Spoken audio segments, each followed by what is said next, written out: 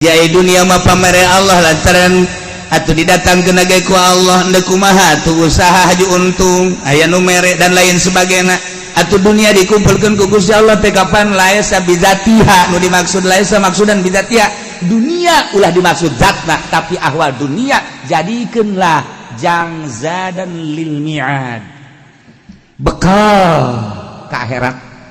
Melalui orang boga dunia bisa ke Mekah, melalui boga dunia orang bisa zakat, melalui dunia bisa orang sodako fakir miskin, melalui dunia orang bisa ngabangun masjid, melalui dunia orang bisa ngabangun majlis. Inilah laisa maksudan li zawatiha, lain dimaksud ku zat dan dunia, tetapi jadikan sebagai zadan lil mi'ad eta dunia.